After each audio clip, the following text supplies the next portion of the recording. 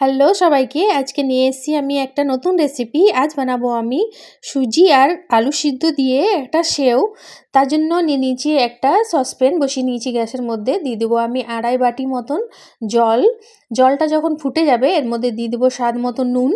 জলটা যখন পুরো ফুটে যাবে তখন দিয়ে দেবো আমি এর মধ্যে 2 বাটি সুজি। এটাকে ভালো করে মিক্স করে নেব। লো আছে 2 মিনিটের মতন এটাকে ভালো করে মিক্স করে নেব। যখন একটু শুকনো শুকনো হয়ে যাবে তখন এটাকে ঢাক দিয়ে রেখে দেবো আমি 10 মিনিটের মতন। ততক্ষণে সুজিটা একটু ঠান্ডাও হয়ে যাবে। তারপরে আমি এর সাথে যে দেবো বাদাম, কাজু, কিশমিশ সেগুলো ভেজে নেব। একটা কড়াই বসিয়ে নিয়েছি, দিয়ে দেবো 1 চামচের মতন রিফাইন তেল। বাদাম দিয়ে দিয়েছি, বাদামগুলোকে ভেজে তুলে নেব। তারপরে আমি 1 চামচ ঘি দিয়ে কাজুটাকে ভেজে নেব। কাজুটা যখন লাল লাল যাবে দিয়ে দেবো কিশমিশটাকে ভেজে তুলে নেব।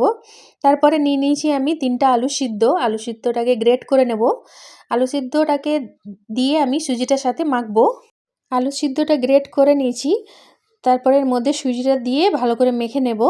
আমার ভিডিওগুলো যদি আপনাদেরকে দেখতে ভালো লাগে তাহলে অবশ্যই সাবস্ক্রাইব করবেন, আর যারা ফেসবুক থেকে দেখছেন তারা ফলো করবেন। এরপরে এটাকে ভালো করে হাত দিয়ে মাখবো। একদম যদি শক্ত হয় তাহলে একটু গরম জল আপনারা মিক্স করতে পারেন। তারপরে এইদিকে ভেজে নিয়েছি যে বাদাম, কাজু, কিশমিশ, সেটার মধ্যে দিয়ে দিলাম আমি স্বাদ মতো নুন, দিয়ে দেবো কালো নুন, গোলমরিচের গুঁড়ো। আপনারা চাইলে চিনি পিষেও দিতে পারেন 1 চামচের মতন, তাহলে আরও ভালো লাগে খেতে। কিন্তু আমাদের বাড়িতে মিষ্টি জিনিসটা খুব একটা পছন্দ করে না বলে আমি দিলাম না। এরপরে সুজিটা যে মেখেছিলাম সেটার মধ্যে 1 চামচ সাদা তেল দিয়ে এটাকে ভালো করে মিক্স করে নিলাম। তারপরে নিয়ে নিয়েছি একটা সেও বানাবার মেশিনটার মধ্যে আমি একটু সাদা তেল ব্রাশ করে নিয়েছি। এবার এটাকে লাগিয়ে নেব। তারপরে দিয়ে দেবো এই সুজি মাখানো ডোটা।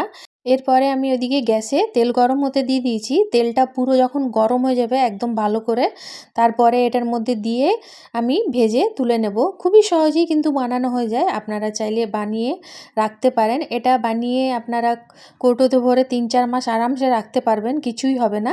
দেখুন এমনি করে দিয়ে সাবধানে, তেল একদম গরম আছে।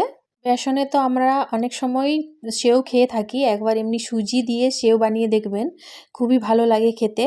তারপরে সব যখন ভাজা হয়ে যাবে তারপরে এটাকে আমি হাত দিয়ে ভেঙে নেব।